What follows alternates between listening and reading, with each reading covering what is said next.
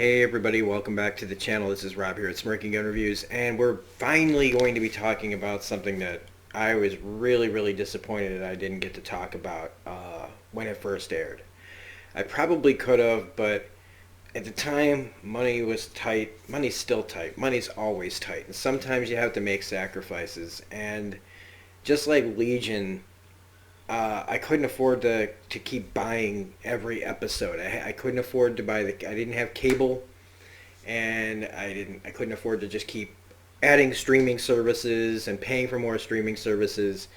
And while I reviewed every episode of Preacher season 3, it didn't really do that much for the channel, and it was really disappointing. And so when the time came to decide, like Legion, which also doesn't get very many views, uh, when do I review it?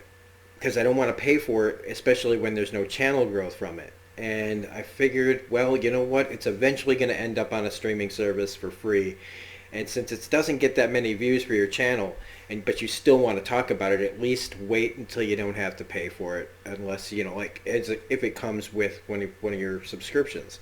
And so we finally had to wait until it came on Hulu. Legion's newest season, final season, came on Hulu too. So we'll be talking about the final parts of Legion season 3, as well as Preacher season 4. But it really was hard not to talk about this show. I've never seen any of these episodes. I'm really excited to talk about Preacher. It may not seem like it in my voice, right? Like, hey! It's just that I am really disappointed that I didn't get to watch it. In fact, it kept me from watching Darren Jakes' reviews on D's Reviews because I didn't want to know what happened. And normally I would go right to D's Reviews to start, see what his opinion was on the show after I make my video. And now I can finally at least give him another view on one of his Preacher videos. But to talk about Preacher, man, I first want to just discuss this cast, man. This cast for Preacher is one of the best casts on TV. And they get to play some of the most incredibly crazy characters ever put to television. To anything, really. If this would have been a movie with the same cast, holy God, are these some of the most interesting and unique characters out there put together. Now, I know this show isn't completely accurate to the comic book. None of these kind of things are. But one of the things that I did get the gist of while reading the book and watching the show was the heart of it. The soul, the spirit of this show is there. Plus it adds, when you get certain actors to play certain roles, they bring even more to the role and even more to the characters. And so the casting of this show was really important. And we got some of the best people in here. From Dominic Cooper, who is great. He's been great his whole career. I remember him in that movie where he played the double for Saddam Hussein. I can't remember the title of it though. But like as young Howard Stark. He was great in Iron Man, and like both Iron Man and Agent Carter. He's just been really good, and he's fantastic as Jesse Custer, this incredibly complex and angry man who's always in constant conflict with like that rage inside him. Joseph Gilgun as Cassidy.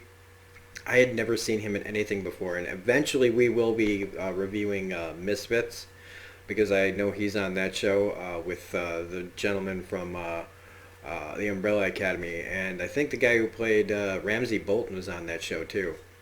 So we'll be getting to cover that just because he's on that show. But Joseph Gilgun is so incredible as Cassidy. He is that character from the comic book. He really captures it completely. I love it. I love his character so much. He's one of my favorite characters from the last 10 years. Like, overall, the characters on the show, I think he's my favorite. Ruth Negga, it's kind of hard to say that, though, because then you say Ruth Negga's name, right? You say Ruth Negga's name, and you hear Tulip O'Hare, and Tulip is one of the most badass characters. See, I could have said female characters, but just as a character, okay? Like, forget about gender. She is one of the most badass characters of all time. As much as I love Cassidy for the ways I love him, I love her in a completely different way, because she just brings it. Ruth Negga just kills it every single episode she's in. I remember when I was reviewing Agents of Shield season two. I just finished that recently, and she played oh god, who'd she play on there? Reyna, and I hated Reyna the first time I watched that show. I was just like, ugh. But I didn't know Ruth Negga either. I was just kind of like, who's this character that's just ruining things for the, she's just this conniving character. So after watching her on Preacher and then rewatching season two, I appreciated her character and her performance a lot more now that I, know the actress a little bit better. And she is just one of the most phenomenal talents to come out in the last decade, easy. And her portrayal of Tulip is phenomenal. And those are the three main stars, but like the supporting cast for this show is insane as well. With Graham McTavish as the saint of killers. Oh boy, I mean, talk about intimidation. I mean, the guy killed the devil. And then you got Ian Coletti as Arseface, who's just such a sad character and just oof. I mean, I can't believe that they get away with it. I honestly, for basic cable, I cannot believe they got away with a character like Arseface. I really can't. Pip Torrens as Harry Starr is deliciously evil. He's one of the most fun to watch villains on TV ever. His portrayal of this guy is phenomenal. It never gets it never gets old. It never gets tired. I'd actually be disappointed if and when he dies in this series, because he's like, for me, he's again like those great villains like Cigarette Smoking Man or Benjamin Linus, people like that just you love to hate. Um, Also Noah Taylor, who's a veteran actor and goes all the way back to Shine, is in this as Adolf Hitler. Only in credit for this episode, but he's just great as Hitler. Julie Ann Emery, who I am got a huge crush on. I got a lot of crushes. I've liked her going back to season one of Better Call Saul. I really love her on when she was in that, and I started following her career. She's great in everything she does. You can just tell when somebody's enjoying something a lot, and I feel like she must love playing this character because she's just bananas. She is bananas beyond belief. And then you have like Mark Herlick, who's been a character actor for a really long time.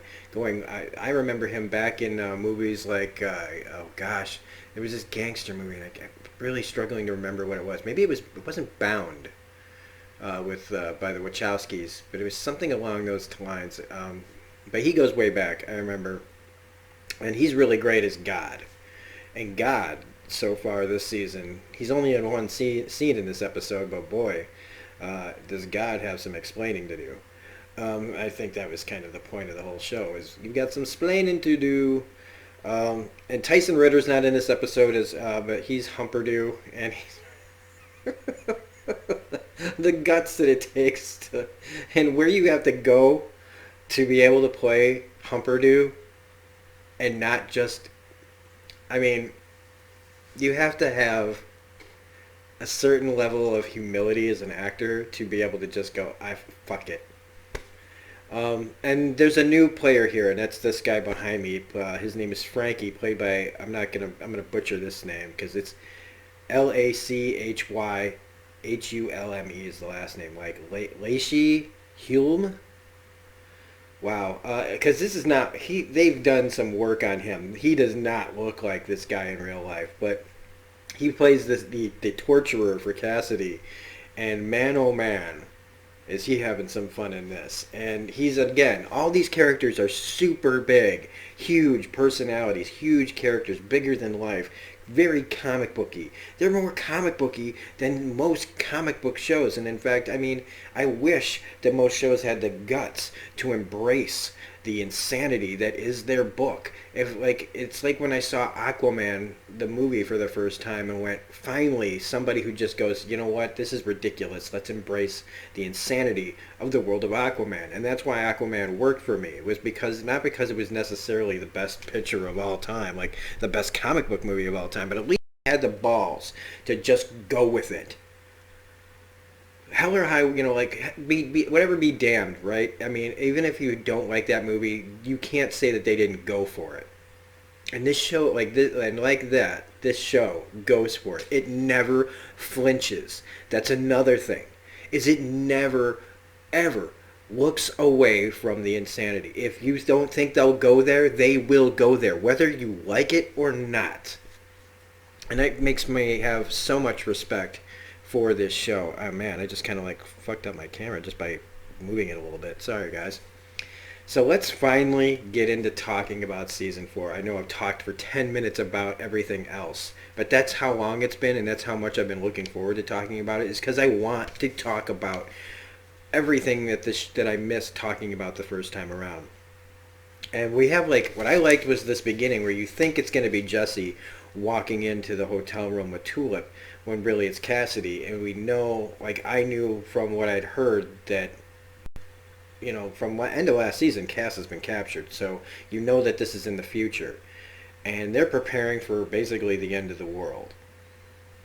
And he tells this great Patrick and Murphy joke that I'm going to say it here because it's been, like, what, a year since the show came out?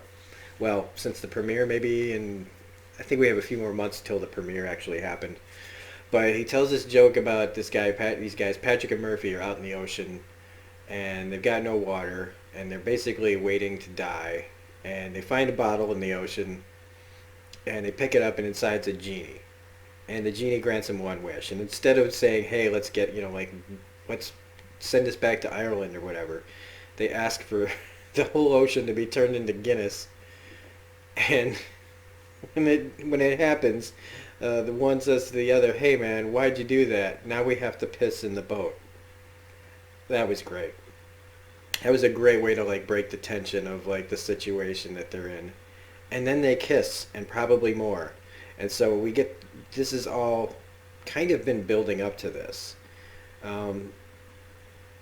Because Jesse's been losing it gradually over the course of the series. Like, he loves Tulip, but I think Cassidy and Tulip's relationship is on a deeper level now. But I think if what happened to Jesse hadn't happened to him, if he hadn't gotten the God power in him and all that stuff, would their relationship have changed? I don't know.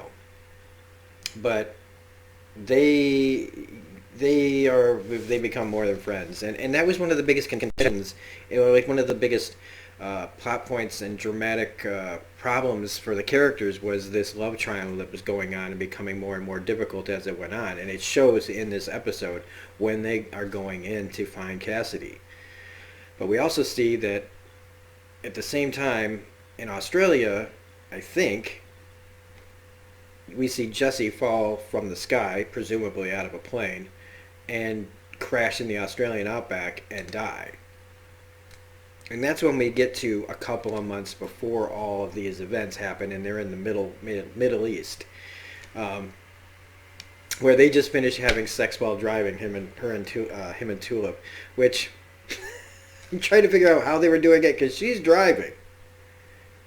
So was he originally driving and she was on him, or was he just banging her from the front while she was driving? Because that would be really hard to do. And I know maybe I'm contemplating this a little too much, but seriously, how are they working that out? But he says, I love you, and she says, till the end of the world? And he says, till the end of the world, which, foreshadow much. We see that they've got Cassidy up in the mountains where they have the grail people. They've got like an angel chained up and a vampire at the bottom. I like that, kind of like heaven up there and hell down there. And that we find out that Cassidy finds out that Hoover was dead, the traitor of the vampires in New Orleans, which was funny. I honestly did not expect that death, but it was pretty satisfying. They're at the University of the Grail. So they've had this organization for like over 2,000 years, but they just started the university in 1965, where apparently they teach classes in remedial and up to advanced torture, where that's where Cass ends up. And he's in advanced torture with this guy named Frankie, who uses an Enfield, I think is the way to pronounce it, Enfield rifle on him at first. But then it becomes a series of circumcisions that seem to never stop, which is pretty awful. Because I like how Cass tries to stand up to this guy, being like, look, man, I've seen it all, I've done it all. I've been tortured by the best and the worst, and nothing you can do to me hasn't been done before. And then he puts on a little rabbi hat, pulls down his pants, and circumcises him over and over and over and over again. And I was like, holy God, that hadn't even occurred to me to torture somebody with. Again, showing how the show will just go there and make you go, oh, ooh, like just kind of have to move in your seat a little bit. Like, oh, oh. Like, yeah, like we just saw behind us, oof, a bunch of foreskin in a bucket. And it just keeps growing back. So Jesse and Tulip go to a place called the Holy Bar and Grail. That's a name straight out of The Simpsons, right? Where we see a bunch of hair stars, people fighting each other and then breaking into song. And I remember when the guy started singing, I was just like, because if anybody knows me enough on this channel, if you've watched enough of my videos, you know how I feel about people singing on my shows and movies. If somebody starts breaking into song, I just go, ugh, God. I don't like musical numbers. I don't. I know that Buffy's musical number is good. I actually do like some of it, but there are moments in Buffy's musical episode that just make me go, stop singing. I hate people telling me story through song. And I know that I think I'm in the minority on that. I really do. And it's fine. I mean, if you like musicals, I'm not dissing you. I'm not dissing your thing that you like. I do like Little Shop of Horrors. I like the South Park musical. You know, I like stuff like that. Stuff that's funny. I just don't like story and exposition being told to me through song. But or just singing in general on shows. It's a weird thing. It's a me thing. I'm trying to get over it. But mercifully, it's cut short. Mercifully, Jesse and Tulip are there to stop the singing and get their own army, which Jesse uses the power, puts all these guys under their control, and roll up on Hairstar's place, who thinks he's got the situation under control, not knowing that Jesse's put the power on his own guys in the room, and they eventually turn on him. I do like that he has precautions. He's got the helmet on. He never really should have let him in the door, though, in the first place. But they got the headphones on. They can't hear him. He's got a deaf and dumb person doing sign language. He thinks he's covered his bases. He just didn't expect them to take over all his guys, who proceed to gun him down. Also, that Hairstar being a literal dickhead now is hilarious. From last season when that happened, and he's still going like this, and he was given the ability, or he was taken away the ability to wear hats, and that Jesse says, hey, we can work this out. We can make this right. You let me use the voice, and you can start wearing hats again, my friend. I thought that was great. And here start thinking, oh, you know, I've got the upper hand, blah, blah, blah, but Jesse then turns the tables and has all his men killed. And of course, Hairstar does not die in this ensuing firefight. He just gets his ear blown off. And, I mean, you know, he should have died in this scene. Oh, yeah, the whole part where he says, I'm going to carve a giant vagina into your head. Because it is about revenge. He's kind of lost perspective on what his plans were for Jesse. Now he's just wanting to bring him in so that he can hurt him. Or at least so it seems at first. So he finds Cassidy, and he's like, who did this to you? And we get this cool fight where he beats up like the University of the Grail frat boy fraternity guys, stabs them up, beats Frankie up, and Cass's face here in this scene where he's seeing Jesse beat the shit out of these guys, he just kind of suddenly turns to like uh, disgust a little bit, because there's this look on Jesse's face of pure enjoyment at the carnage that he's causing, that the beatdown that he's giving these guys. And while I don't quite understand why Cassidy was not looking like he was on board with this, like right here he gets this look, and this guy's coming to help you, and you kind of look disgusted by it.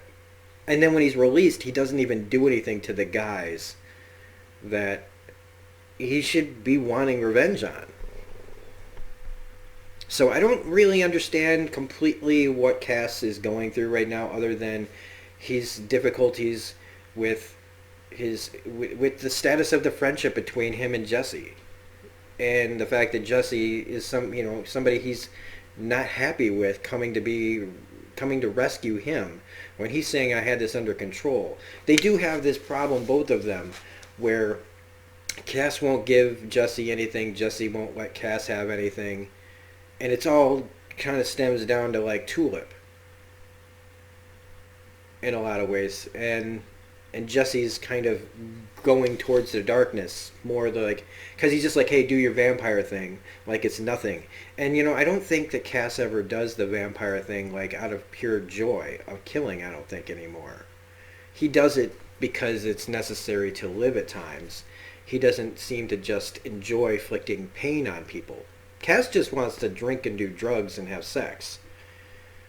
And he's seeing, Jesse really enjoying that aspect of violence. And maybe that's what part of this is.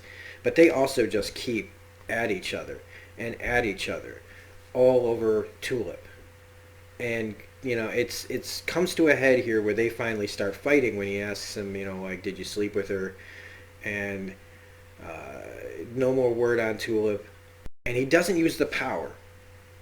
He could have done that to him, but he doesn't. And instead, they get into a huge fight. And Tulip's plan here, it only lasts for so long because somebody questions her. This is so great. Hold the door. All right? She's supposed to hold the door open so that they can escape. And, well, that doesn't quite work because it takes too long to keep the door open. And, yeah, squish. Really, really bad squish. And again, they go for it. They show what it would look like if you got stuck in a door. Now, would she still be alive? Now, I've heard stories of people that as long as they're still like the way they are, they're fine. It's like if you... Not fine. Not fine. But like, she has a little bit of time left as long as the door doesn't open. And basically, everything's being held in place by the fact that she was crushed by the door. And still able to point out where to turn off you actually turn the gate open is a switch way up on a cliff, of course. But boy, poor crushed Tammy. She was still alive. That is awful. So as she gets to the top, she runs into Julianne Emery's character. I forget her name now. They fire their guns. Both bullets hit each other. I knew that was going to happen. Even though I knew it, I loved every second of like that because they both go cool, and they have this great fight. And then Tulip pulls a Nathan Drake and somehow one arms it up a cliff and gets the better of her, and then drops her off a cliff because she's like she's full on martyr mode. She does not care. She's a true believer, and so when she drops, and she just literally like turns into a human bullet going all the way down. I'm like, wow, she is really going for it. And then she pulls like a fucking flying nun and takes off in like in a wingsuit straight out of like Call of Duty and zips off. And I thought that is amazing. That was amazing. Because again, I don't want these characters to just go out like that. So he asks, he gets Cassidy all the way to the door. And he won't go through. He says, I got this. And even I am like, what are you doing? Tulip, even if you guys keep fighting, Tulip's right there. it's almost like he just will not accept Jesse's help. But and in the comment section, I would love to hear how your thoughts are on this. Just no spoilers for any further episodes past this. If you want to tell me what you think Cassidy's going through or what Jesse's going through, please put that in the comment section. Just like I said, no spoilers, please. And then, Jesse confronts Tulip and says, "Did you sleep with him?" And she says no. And I'm like, wait a minute. Didn't she sleep with him like way back in season 1? And so if that's true, and like I said, I'm not 100% on that. I'm like 90% on that. Now everybody's lying to each other. And that's about the only thing that kind of annoys me. Is all this needs to be resolved, could be resolved with a conversation. Hey man, they could pull like what's going on in X-Men and have a Jean Grey, Cyclops, Wolverine, threesome. But I don't think Jesse likes to share, so, and I don't think that would work. But you can see that this is all headed towards what happens at the end, where Cassidy and Tulip are in each other's arms. Now, is that because Jesse's out of the picture and they have to go save him from wherever he is? I'm assuming hell. But it's going to get a lot more complicated before it gets fixed, if it ever gets fixed. And finally, just about, Jesse has an apocalyptic vision, and he hears his dad's voice. And it says to find God, and then he wakes up. And when he wakes up, there's Harry Star, so he starts choking Harry Star. Then he wakes up again, he sees that he's choking Tulip, and has to try to use the voice on himself to stop. And then even then, it's not a dream. It's his final wake-up call. And so he writes her a letter. Basically, I think he's saying, like, I have a danger to you, maybe, or I've got to go. Like, I've got to go find God myself.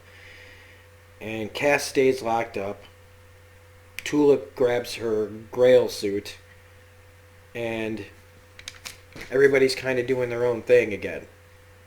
So we came together to fall apart right at the beginning of the season. And hopefully that means that by the end of the season, we all come back together again. It's not surprising in a final season that this goes this route of everybody splitting up and then having to find their way back to each other in some fucked up way. But the last scene is Harry Star having a conversation with God, who apparently thinks Diet Dr. Pepper is one of the greatest achievements he's ever done. To be honest, I don't know if I've ever even had a Diet Dr. Pepper. I know the commercials are hilarious. That's fine. But God and Harry Star, on what I'm seeing in front of me, appear to be working together. And that Harry Star says, you better be right about this. I'm always right. And that you failed because you want him to suffer, so let's make him suffer. Now, I don't care about the whole make him suffer part. The part that I'm curious about is the whole thing of you better be right. So, is Harry Star actually working on the side of angels and just pretending to be bad, or is God just straight up, like I said, got some splaining to do and trying to end the world himself? So anyway, that's the first episode of Preacher Season 4, Masada. If you enjoyed listening to me talk about it, please hit the like button. If you like Preacher and you want other people to know about this video, please hit the share button. I've found that the more you share, it's one of the more important things that you can do for the video. Also, if you're not a subscriber, please consider becoming a subscriber to the channel to check out all the different stuff we have here. We have over 1,300 videos, playlists that go all the way back a few years, so there's usually something for everybody on the channel. So anyway, this is Rob for Smirking Interview saying you can find me on Twitter at reviews_gun. We'll be back next week with episode 2 of season 4. Have a great day, and we'll see you on the next video. Bye.